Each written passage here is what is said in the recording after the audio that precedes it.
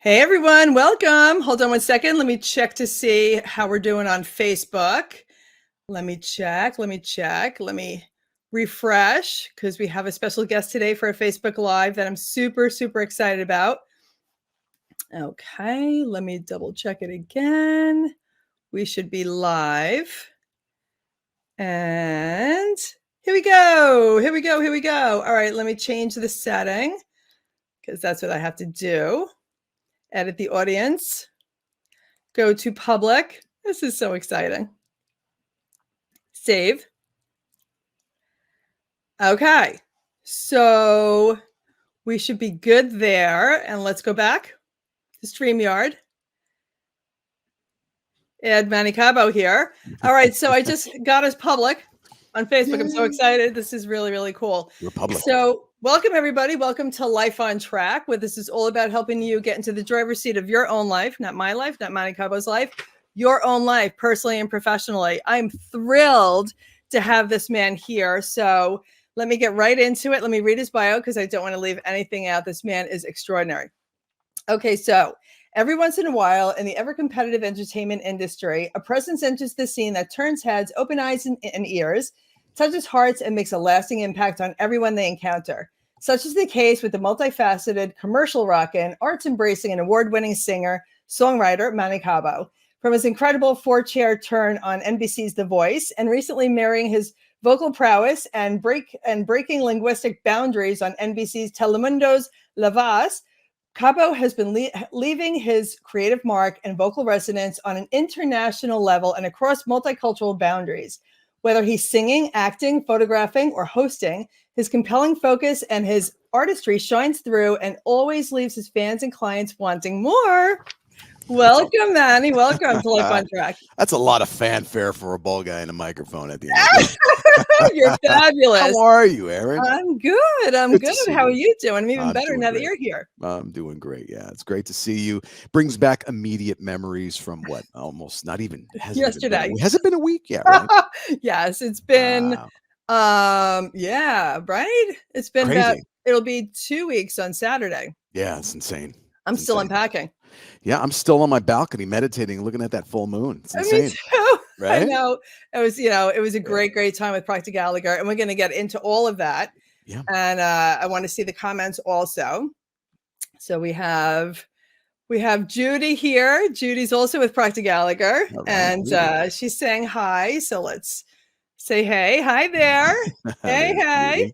There you go. Awesome. All right. So let's get into this. You started as an ordinary man, you know, like just living your extraordinary life and doing it, what it is that you do. And you have, listen, from spending time with you on the cruise with 100 people from Practical Gallagher, I got to know you and I got to share many special dinners with you, along with hearing you sing and opening every morning for the events, you know, at 8:30 in the morning. And you are an incredible man that's so gifted, and not just with your voice, but with your heart and your mind. And you're able to integrate all of that into such an inspirational life, you know, that you get to share with so many people. So let's talk about how you got into all of this.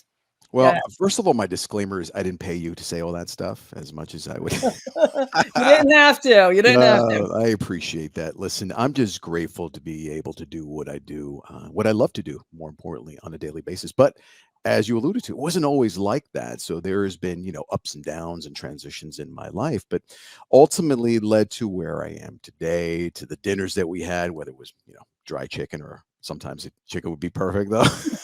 But nonetheless, we did have a great the steak. Yeah, the rubber shoe leather steak. But yeah, nonetheless, great time though. It really was. All kidding aside. Well, you know what? Where do I begin? You know, that's the question, I guess. And you know, it started where it almost didn't start, because you know, I think I mentioned this in passing one of those nights. I think it was the last night where I was an abortion waiting to happen, and you know, my dad, against the doctor's wishes, you know, saying that there would be multiple complications with the birth. He's like, listen, I don't care. His passion to have a child, a male child, was more powerful than the fear that they instilled in him. Here I am, evidently, you know, raising Cain, 50 years later. But, so technically I've been an underdog since even before I was born. So there was always this fervor, this drive where now hindsight, everything is 2020. I realize where I got that drive from. It's growing up, being ridiculed, being verbally bullied. Teachers literally would call me retarded. That was the name back in the day, which it seems like taboo nowadays. Yeah. So, Yeah. oh, I got it all. And, fortunately for me, I was born with that thick skin. Yeah. And I decided to just focus on what I'm good at, focus on what I enjoy life. I was always a happy kid, loved making people laugh to the point I used to get in trouble. Your son's insane. He's on top of the tables. He's banging pencils, So needless to say, I always had this musical affinity, evidence in my banging of the pencils.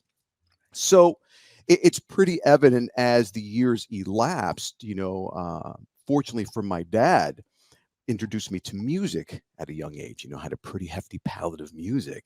And he also introduced me to photography. So the loss of my dad really impacted my life a lot, and it will be a void that will remain forever. So what I try to do currently is just honor his legacy.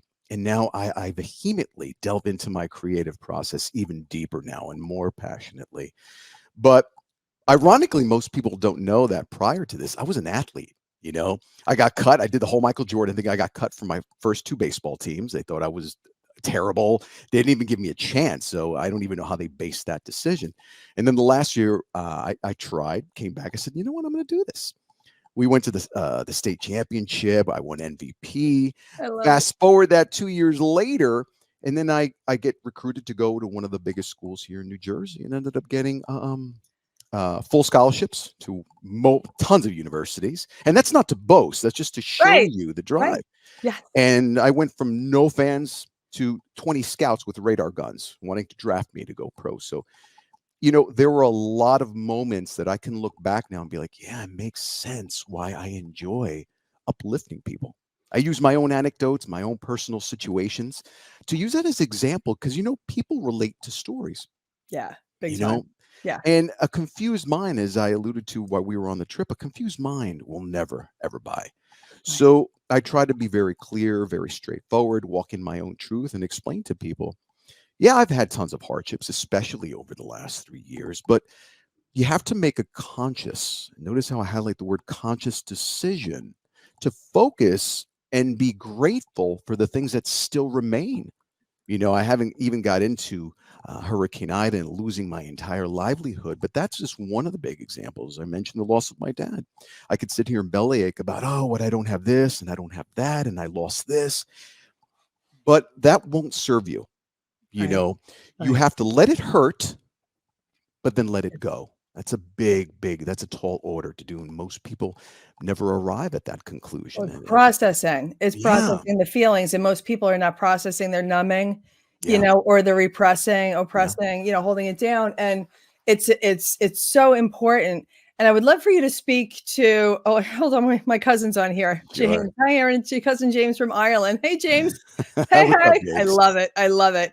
And Eric is saying, boast, baby, boast. When you said, you don't mean to boast. Eric, he may be a little biased, but that's okay. I love it. Eric. I love it. I love it. I love Eric. Eric's one of my best friends. And awesome. Yeah, he's a great guy. And I want you to get to know him.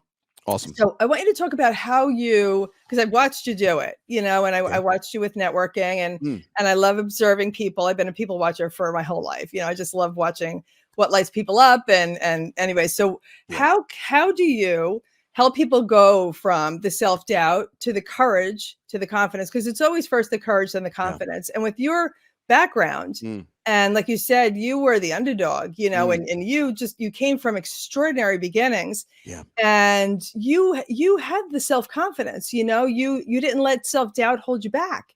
And that's why you're an elite performer. You've been an elite performer with baseball, with school, and with Proctor Gallagher, with your voice, with everywhere you show up in life, Manny. You're an elite performer.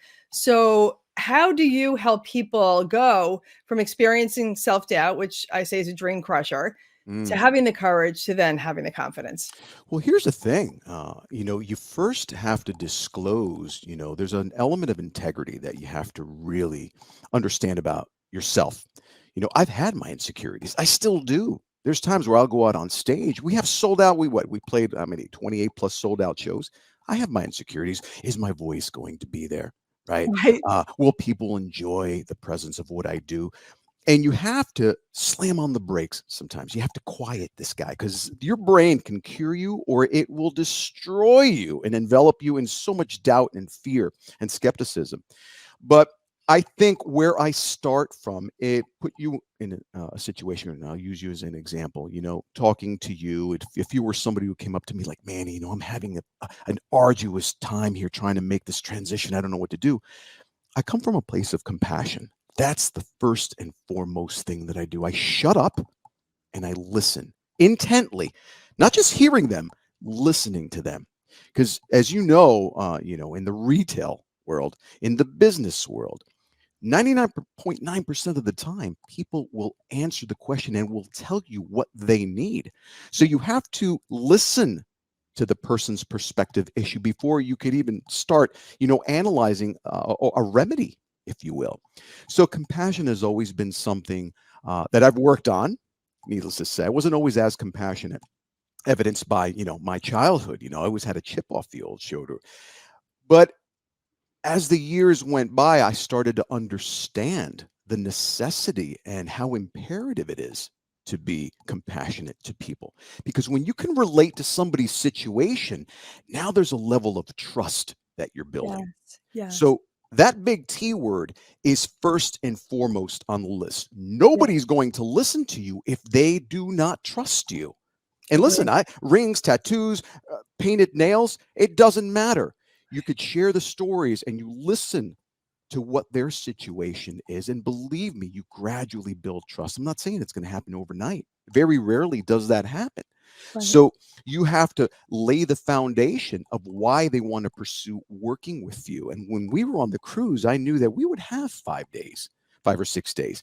So my point is, if you embrace your personal truth, if you stay in alignment with what your true message is, don't worry about the end result.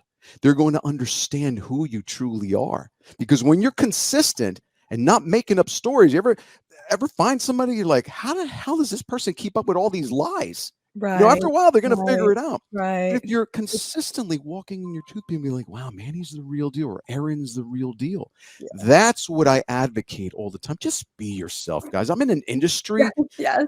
Where there's so many charlatans and they want to do this. What's the latest and greatest trend?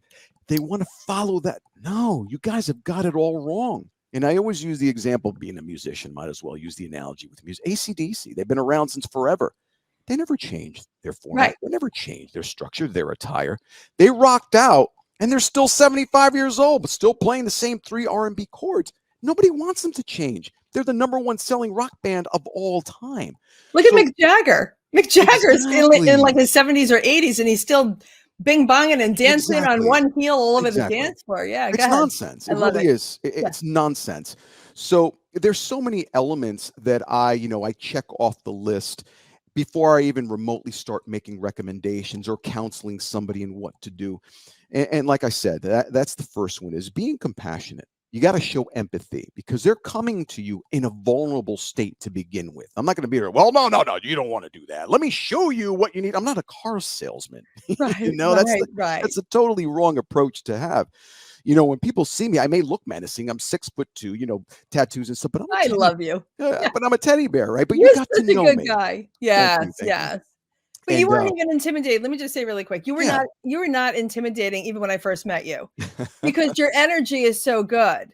You know what I'm saying? Maybe on stage when you're rocking it, and it might just be but being around you personally, you're not a teddy bear. You are you just give off such great energy, like such a great man. Thank you, Erin. And you are authentic. And that's the second point you just brought up. Like, be yourself. Don't try to be anybody else, and authenticity has 4,000 times a higher vibration than love. It truly does. So we're meant, as human beings, we're meant to be here, I think, is anything living. Well, if you're authentic, then you do love yourself. So they both go hand in hand, The tree that grows from the acorn doesn't say, I think I have too many branches. There you go. Or like we're meant to be exactly what we are brought to this planet with, our God-given gifts and everything else. And you have amazing energy. You're you everywhere you go. And I'm the same way, you know, because I really believe that being authentic, it's really, you're freed. You're freed from all the worldly nonsense that goes on when you're just fully aligned with you. I always say, following the golden rule. Exactly. And plus it's exhausting. Listen, Erin, it's exhausting being somebody that you're not for 24 hours. Right. It truly is exhausting. And I don't know how people keep up with it. And we're going to get to the voice, but I want to also just go through a little bit more of what you've done. So you have the book Soul. Yeah. You gotta breathe. Yes. You gotta breathe. And let's see some of the comments that we have. Mel Carr. I love Mel. Hey Mel, she says awesome.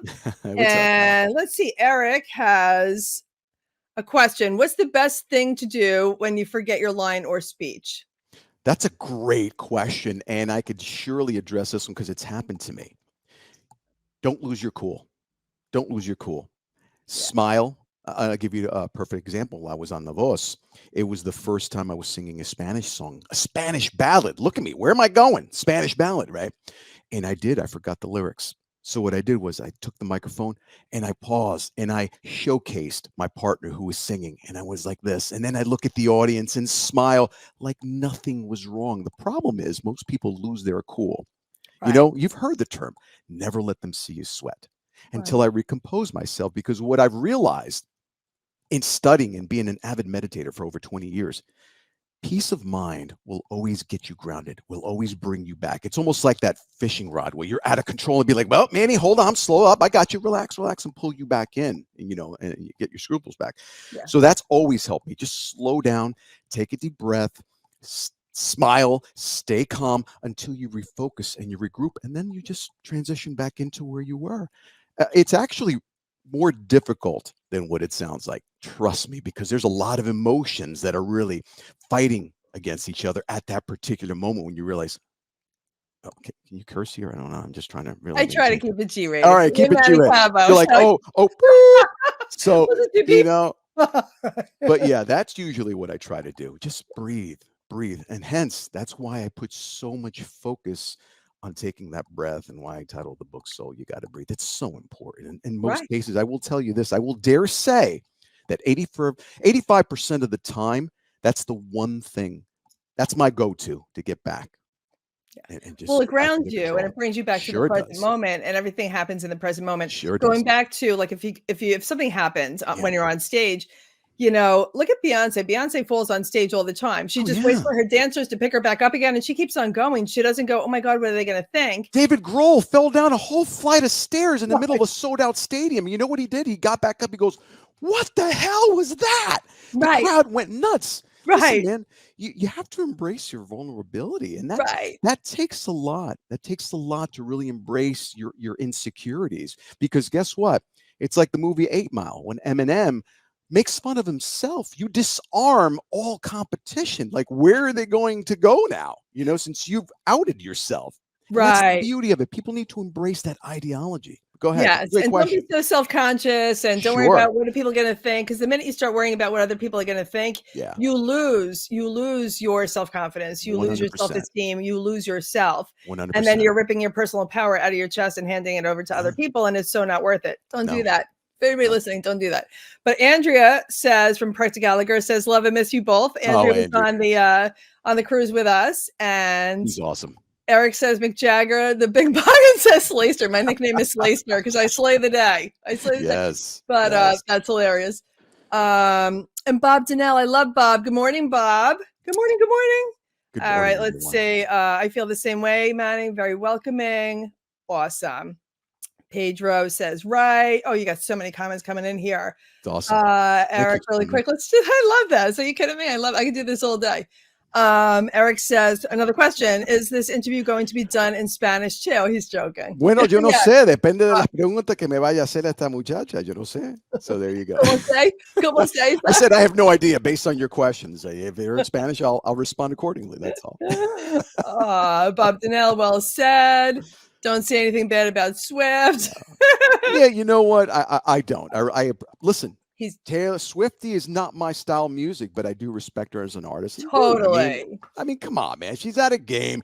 can you help it that she's the most famous person on the planet? No, no, you can't. You know, I respect it. I respect it. And she you worked at it. You have to commend the NFL. They're going to use her for Yes. ratings. It's a smart business move. Am I going to knock it? No, I'd kill to have that, you know, that success rate. But no, you can't knock Taylor. She's awesome. She's awesome. And Bob says, embrace your vulnerability. Absolutely. Yes. I love Bob Donnell. And he's got his own podcast also. Yes. Having to do with your voice. And Bob, you're going to have to put in the comments what the name of your podcast. I've been on it. But he's always like, I see you. Like Bob is always like, he sees people in such a deep way, which I absolutely love. The super swift coming up. Eric is he's so funny. He's so funny. No, all right. So let's get back to your book. Sure.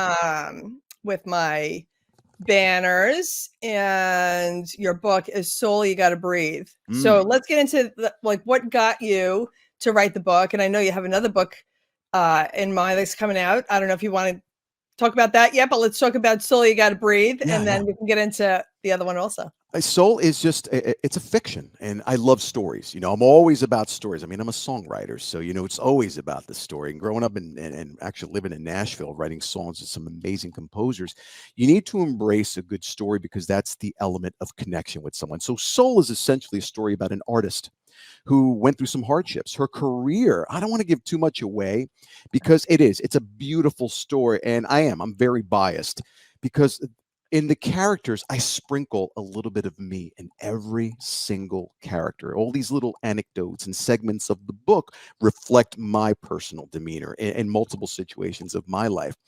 And I think the one thing I want everyone to take away from this book is these moments.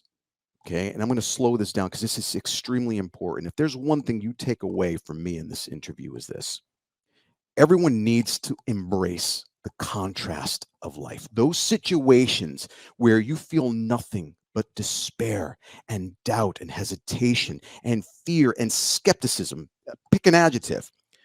Those are the moments that we need to be grateful the most, They're learning experiences. You have to screw up. It's part of the process. Most people take that to heart. And then what happens is it clouds your better judgment. If you take a step back, breathe, full pun intended, and say, okay, all right, this is not going the way I planned.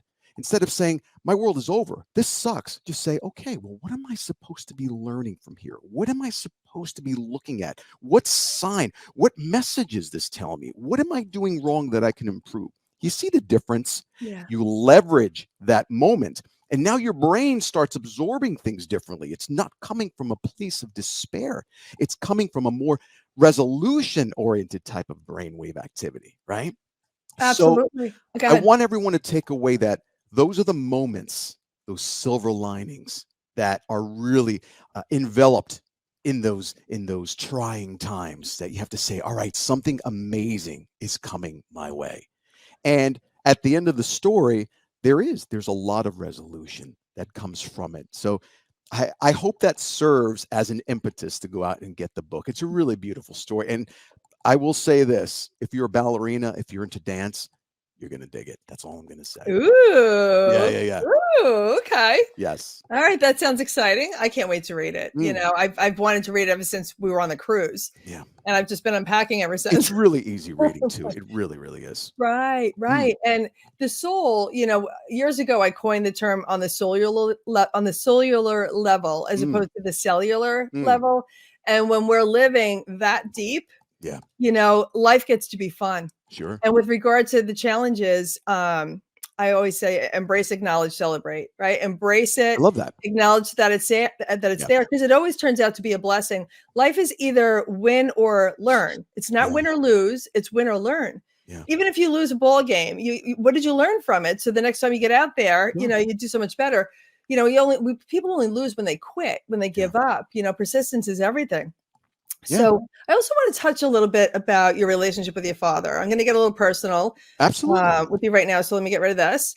And because you shared with me, you know, many beautiful, you know, I don't want you to get into anything you don't want to get into, but the things I'm transparent, man. You can right. I never want to, you know, betray any kind of confidence, but the things that you shared with me, I would think that you would want people to know about your relationship with your father and how he was your biggest supporter. Yeah. And again, we're going to get into the voice, but tell me, through your life, how was your father there for you? And as a father now, as a husband and father now yourself, how do you feel that that shaped you for the role? Now, Go ahead. that's a loaded question because there's so many layers and components to this answer. But I will start by saying this, my dad was a very strict individual, had a really difficult childhood, very, very poor, never finished school, came to this country with $10 in his pocket that actually his uncle at the time lent him. But, back in 1968, $10 would go a long way.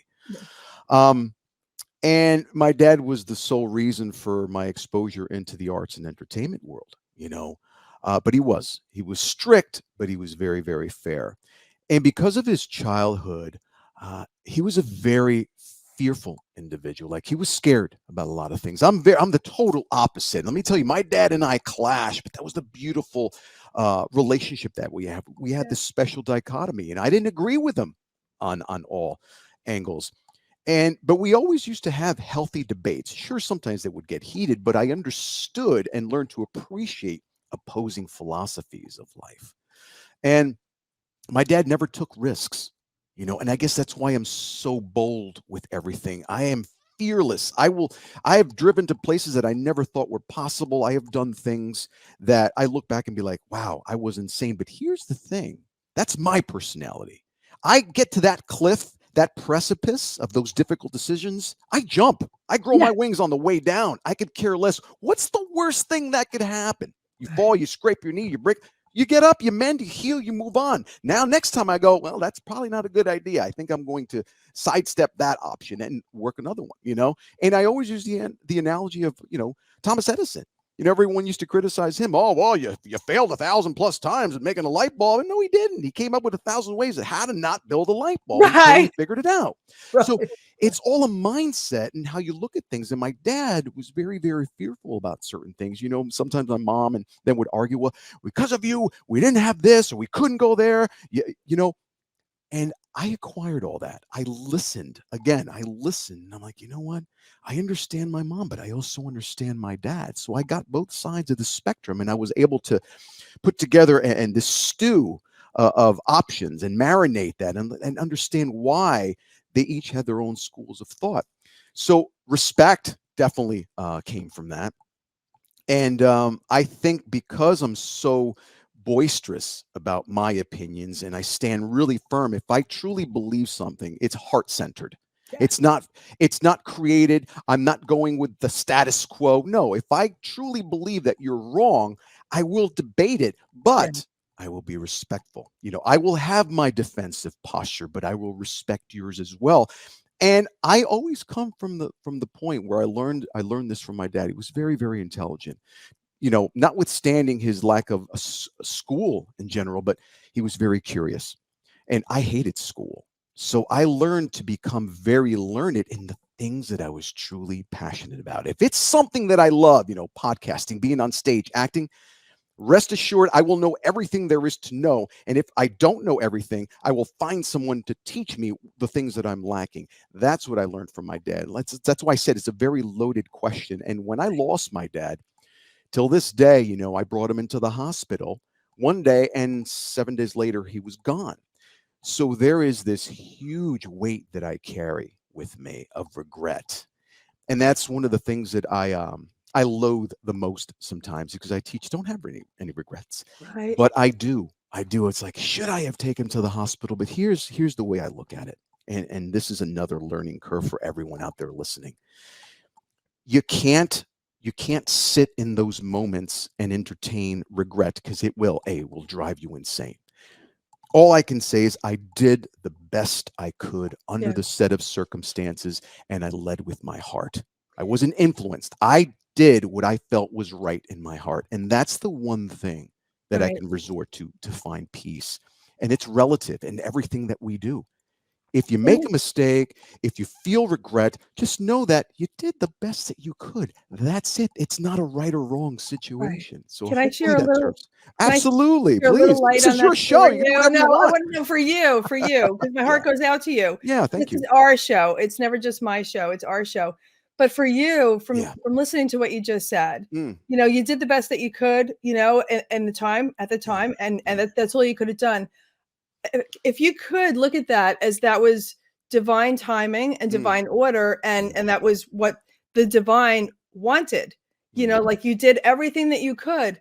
If there was more for you to do, I think you would have had the inspired thought, yeah. and you would have taken the inspired action, because you're a man of values. Mm, Going back to what you just said a few seconds ago, yeah. you're driven based on your values. Right. And if there was any more you could have done, then you would have. So can you find some solace, some peace, without any regret, in the fact that it was exactly done Mm, exactly the way God wanted it to be? mm.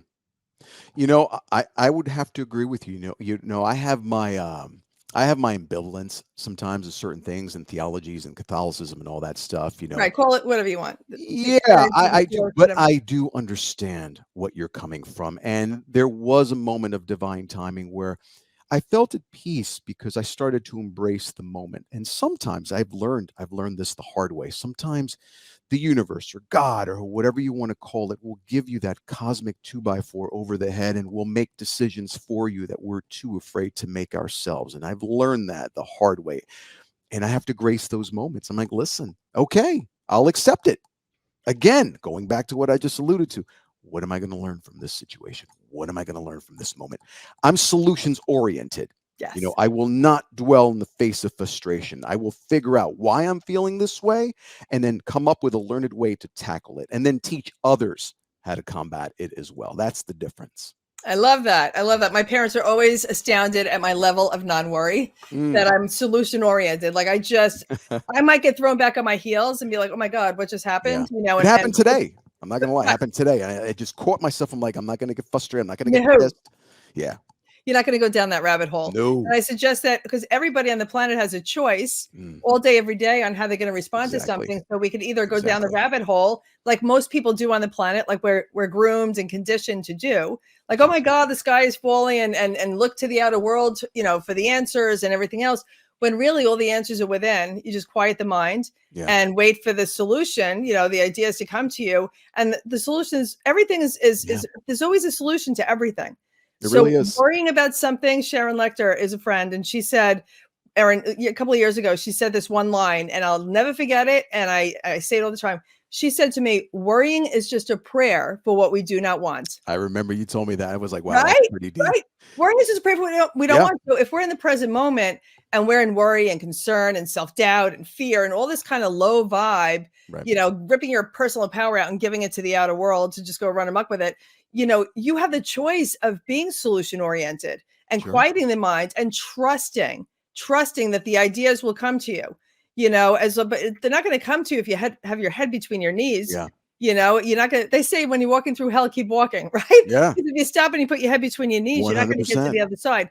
Now let's get to the voice, because you did not put your head between your knees. You with yeah, and I'm sure there was a lot of like, oh my God, this is a big deal, and Yeah. a lot of overcoming along the way as you were going through it. Mm. Let's get into your story Yeah. around the voice. Go ahead.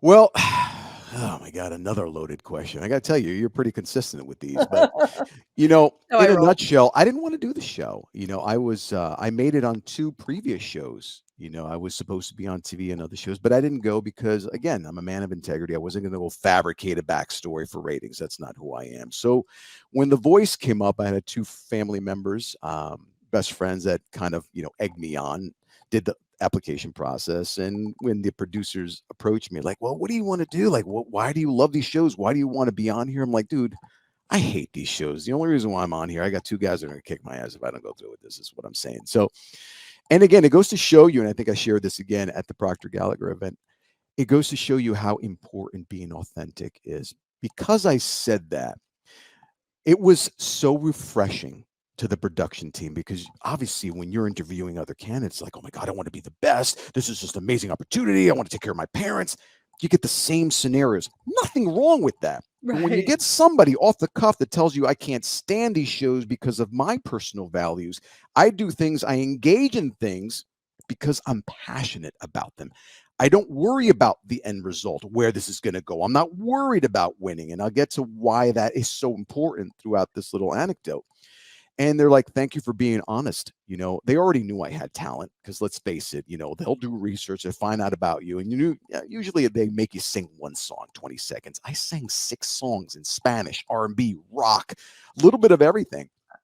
And I guess they love the TV interview because I can be a character. You already know. It's so I, good. Yeah. I take life seriously, but I'm a jokester. My brain, I think like a cartoon. And I think that lends itself to my successes because you can't take yourself too seriously. Right. And on that show, I will tell you this to give you a terrifying moment and how I convoluted the minds of all these contestants on the show. I tell the story a million times on all the podcasts I've been on, but it never gets old.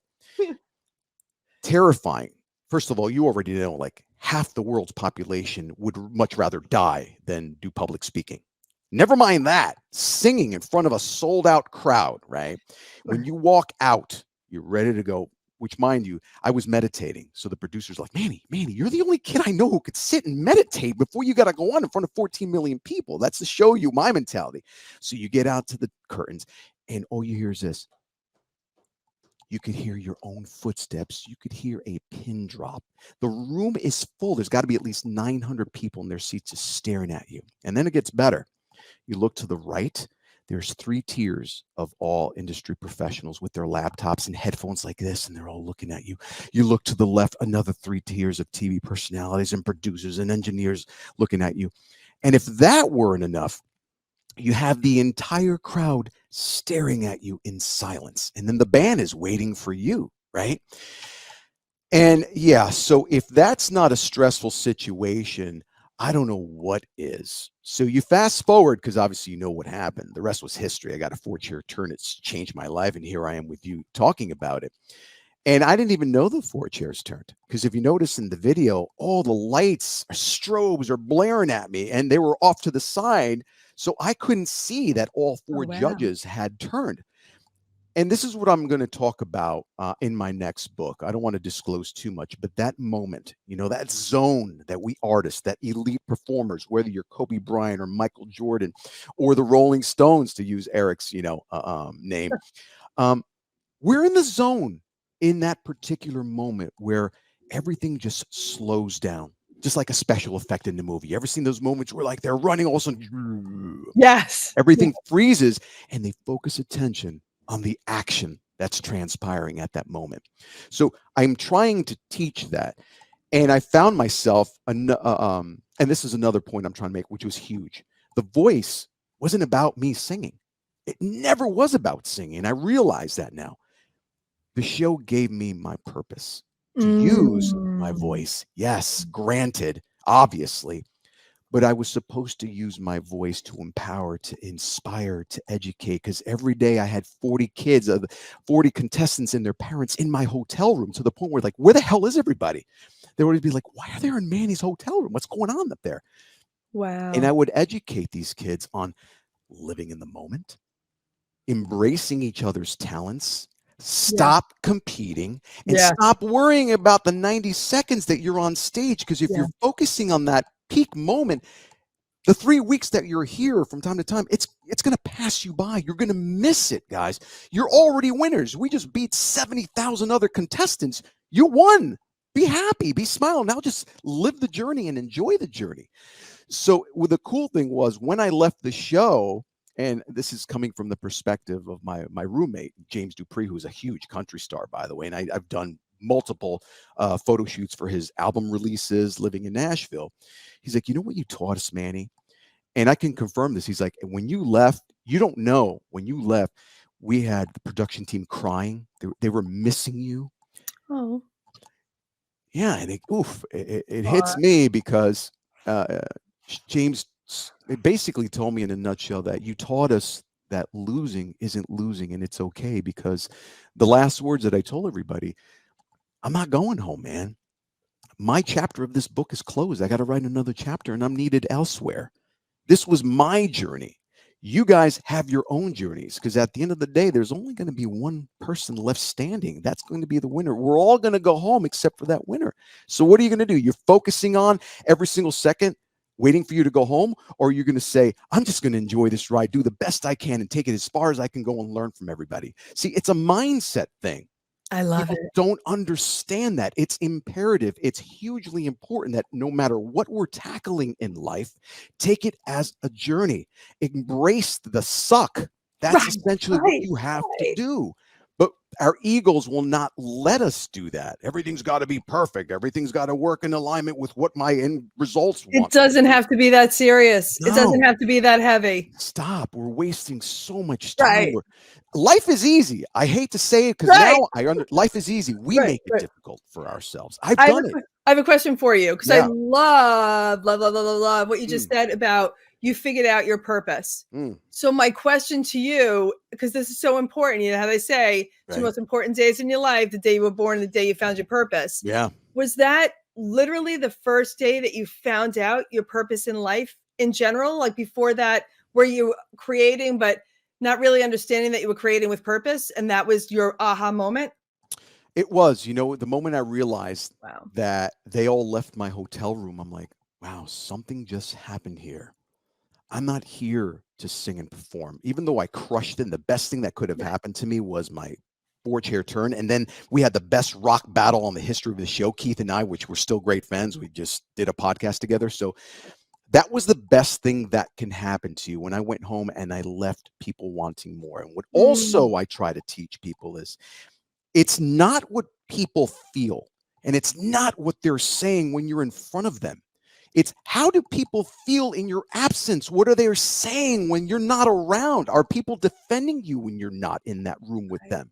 You have to think of those things. It's not putting on a show in front of your audience. It's like if I said Proctor Gallagher, I'm going to give him the best show and the best performance and best presentation that I can come up with. And then when I'm done, I'm just a jerk. I'm just Right. a Right. conceited dude No. who's introverted who doesn't really care about anyone's well-being. It's the same prison. See how it doesn't make any sense? Right. So let's get into that. Yeah. Let's get into that because when you were performing at Proctor Mm, Gallagher, for yeah. everybody who doesn't know, we went on a cruise, with Proctor Gallagher for the Proctor Gallagher consultants. And so it was the consultants and the team, and it was fabulous because I got to meet everybody at the team. I love Proctor Gallagher, Yeah. and I love being part of the team. So Manny was asked to. The event was from 8:30 to 10:30 every morning, and then we had a few other, an hour here or so during other Right. days, but 8:30 to 10:30 every morning. Manny gets up to prepare for this at 4 o'clock in the morning, right? With his voice, getting his voice prepped and everything else. And not only did you crush it, and you were so honest, like when we would have private conversations and Mm, you were worried about, like the allergies and all these different kinds of things yeah. and the voice and you crushed it. You crushed it. You're a human being like everybody else. Mm, And you crushed it. But what you do different than most people is you took what was on the calendar for discussion for the day, mm, chose a song that matched whether it was gratitude, mhm. growing your life in the most amazing ways, growing your business, the other side of the rainbow, getting past the terror barrier regarding Yeah. fear and all that self-doubt and worry and all that other stuff.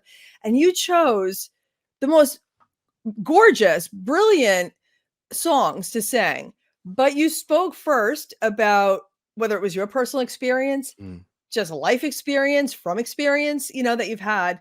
And then you combined the two in the most beautiful way with regard to your message, and then sang the song that went with the message. right. So share with everybody how you came up with that.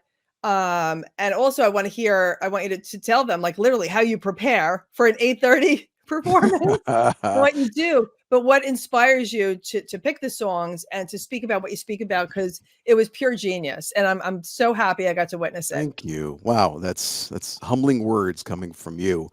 Want to know a little secret that I don't Yeah. think I told you this? No. I was only supposed to sing two songs, opener on day 1 and the closure on day 5.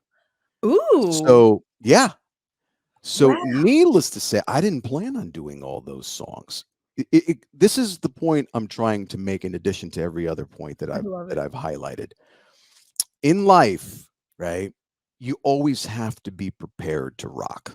Yes, Okay. And I mean that in the most yes, sincere and the full pun intended. I mean, I'm a rocker. I'm a musician. I'm used to playing in audiences and feeling that visceral vibe, whether I'm selling out an arena or a stadium or playing to the bartender, right? It's got to come from here. There's got to be a brain and heart coherence. yes. So that week, I promised Tom, and we had discussed, I'm not planning anything. I'm not planning what I'm going to say. I'm not going to utilize any scripts. It was all going to be on the fly.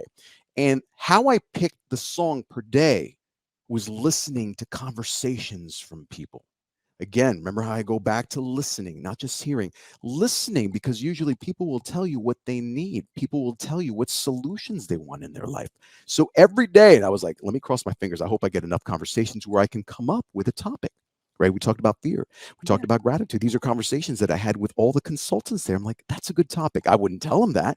Right. And then I would go in my archives and be like, okay, what song best defines the message for tomorrow? And then I would just go out, wake up 4 o'clock in the morning, and Danny Proctor, obviously he verified it, right? When we were all on the same floor, right? We were just doors away from each other, and we all have balcony rooms. And Danny was right next to Manny. Danny Proctor is Bob Proctor's grandson. Because Lisa was the one who said, he's like, I can't believe the preparation that made, because singers, we don't sing at 8 o'clock in the morning. Right. You know, my earliest show was at 10 o'clock at night. It takes 5 hours. A lot of people don't know this. It takes the voice at least 5 hours to wake up. So I had to take that into consideration. I was in the shower like this, getting a steam bath, just leaning, breathing in deeply, going over my vocalizations. I had to go and get tea at 6 o'clock in the morning. People are like, tea? What's up with the coffee? You know? Right. And it's funny because Lisa's mentioning my regimen, and Danny stands up. I can vouch for that. It's 4 o'clock in the morning, and he's telling her, "Is that he was right next to you?" He's right next to me. Is that Manny singing? What's going on?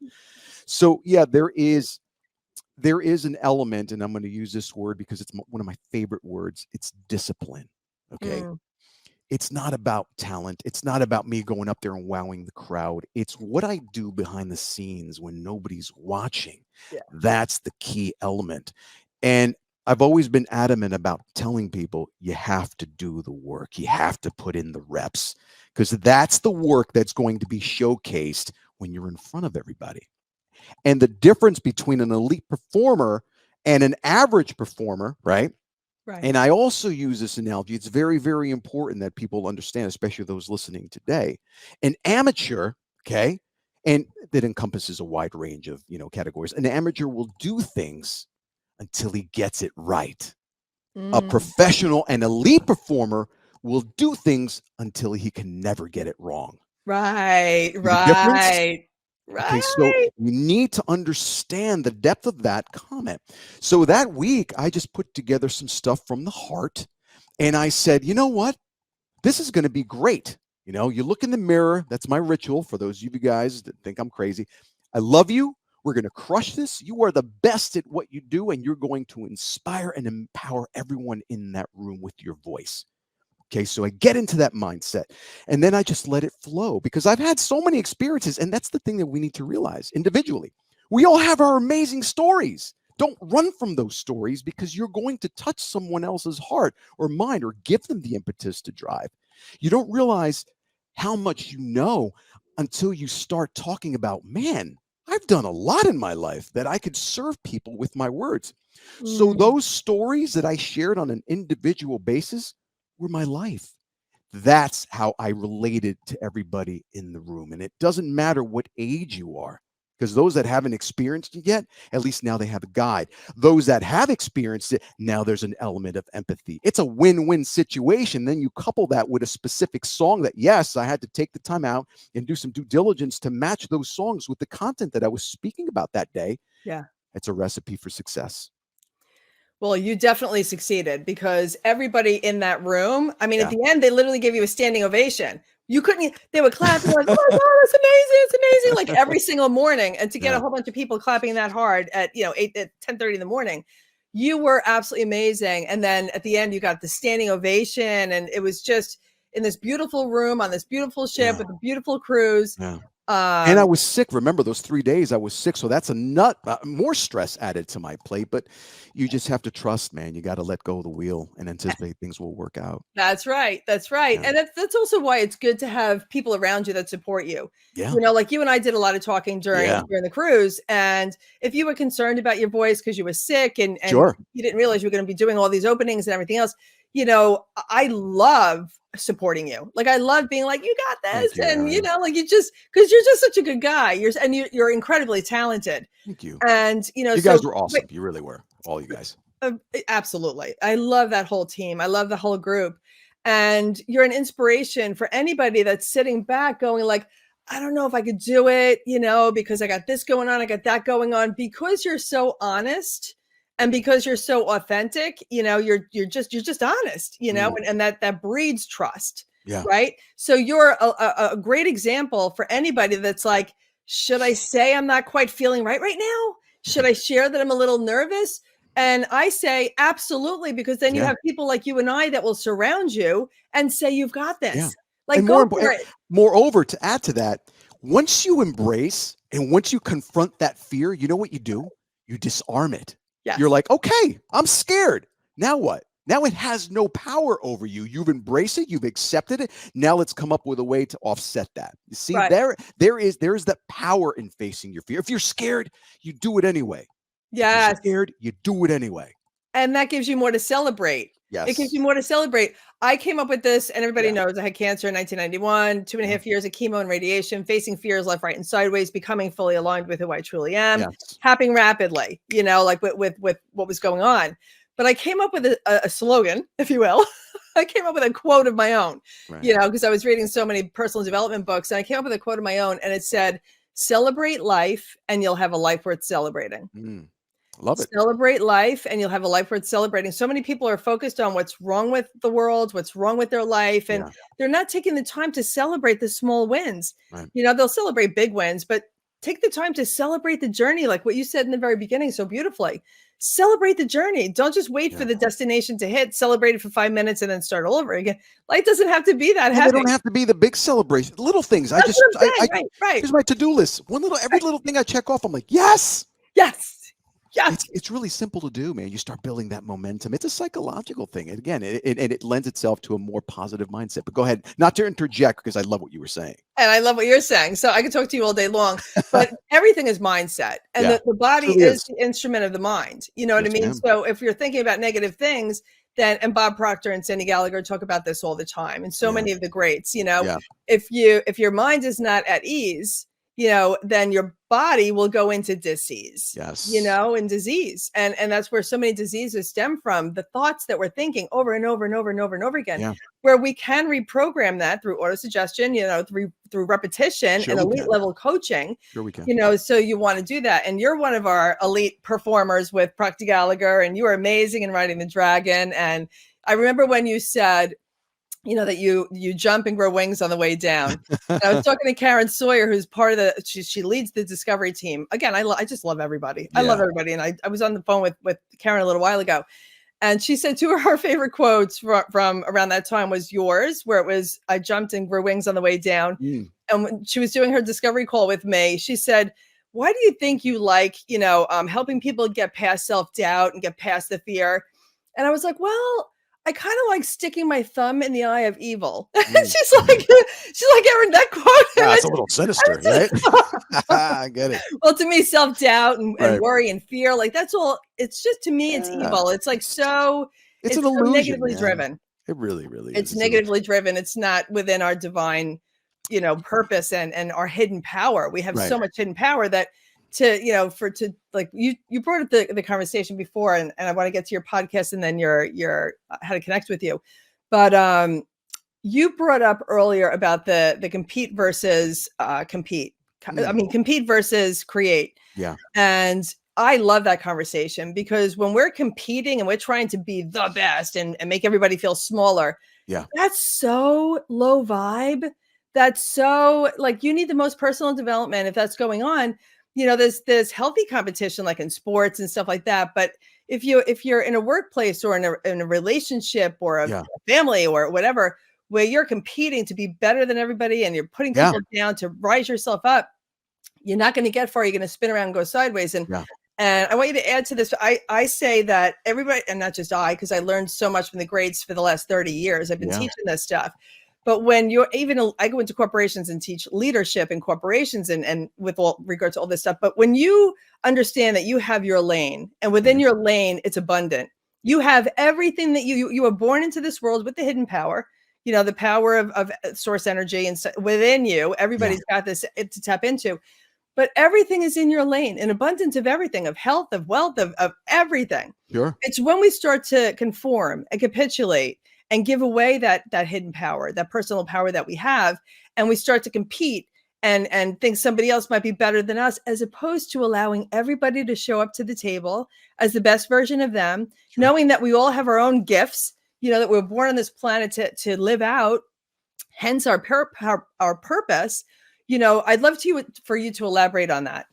That's a great one. And I'll tell you what, I'm going to sum this up. There's a huge dialogue that I have prepared, but I'm going to sidestep that for one strong statement.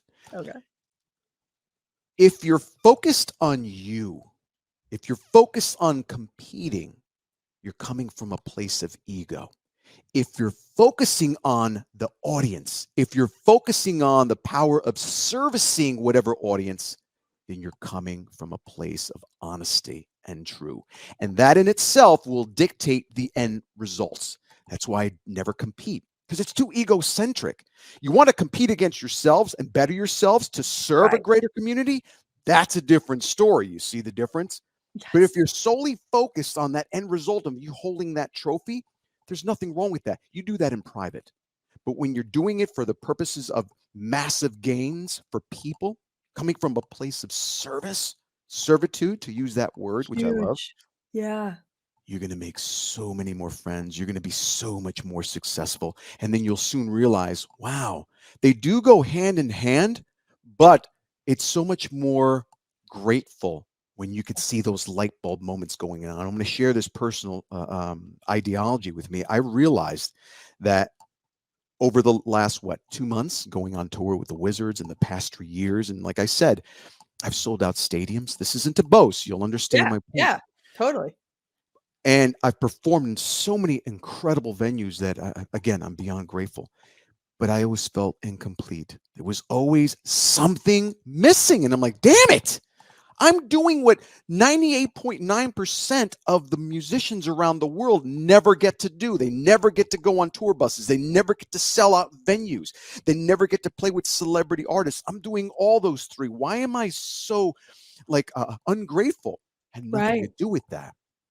I realized my purpose was always missing the element of helping people. It's different. I had more of a gratification punch in the face when I was with Procter and Gallagher that week. Less people, right? Even though it was pretty hefty with the crowd, but I was able to touch individual lives and have them walk away and see those light bulb moments. I'm like, wow, that feels warm and fuzzy. I'm loving this. Because when we're performing, for me anyway, yeah, we put smiles on people's faces. People come in, they pay. It's a service of exchange, right? And it's awesome. But I go home and I still feel empty. Like, yeah, I did my job. I put in the work.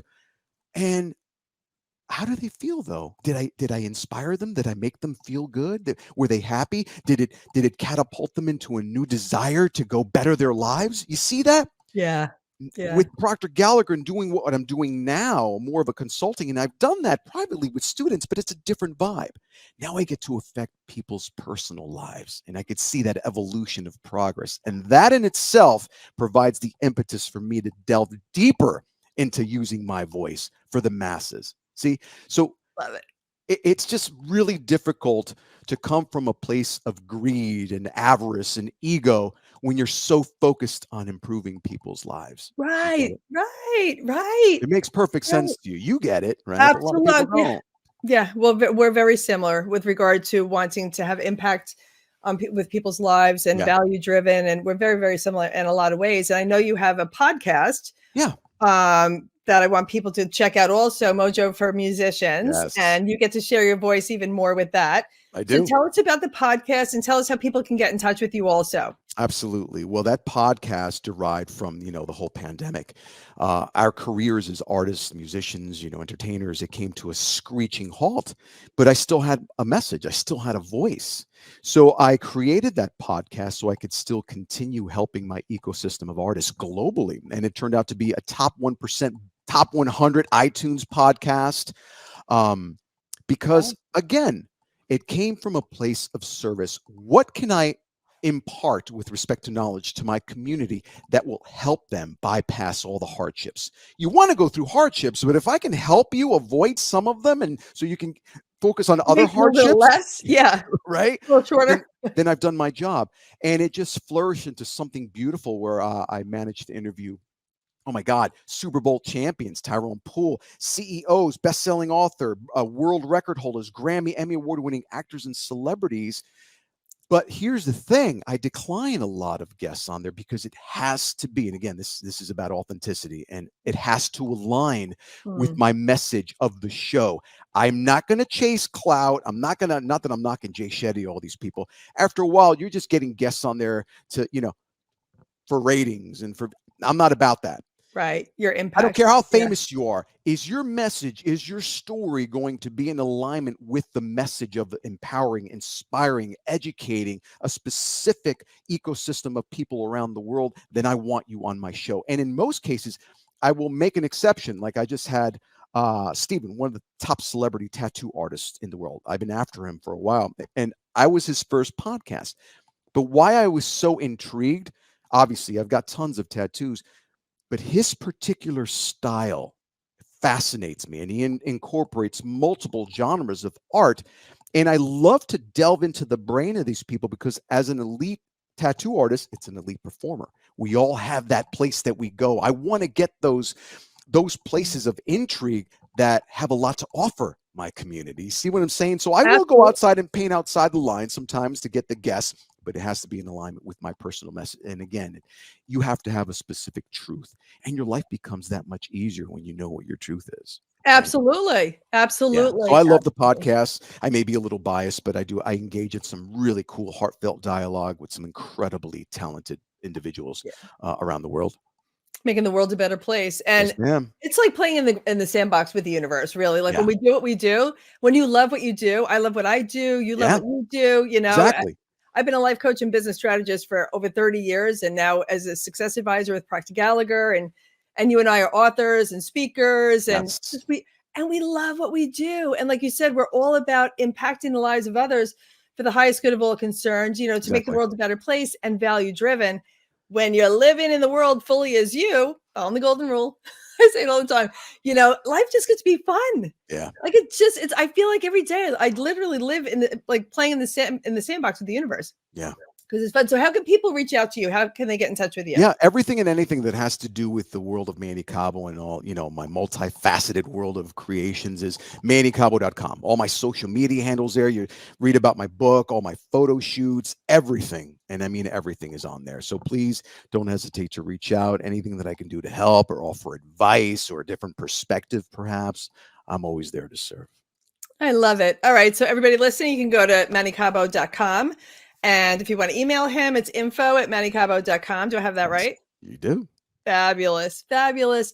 You are a blessing, and you've been a huge asset to my Life on Track series. Thank you, Erin. I appreciate and it's all about having your life on track personally and professionally, because you can't have one without the other. You can't have one being wildly successful. You can't you're crushing it professionally, but your personal life is bleeding. Like that's not life on track. Yeah. And you want to live a life of significance. Go ahead. I wanted to leave with that point also. And you made such a great point.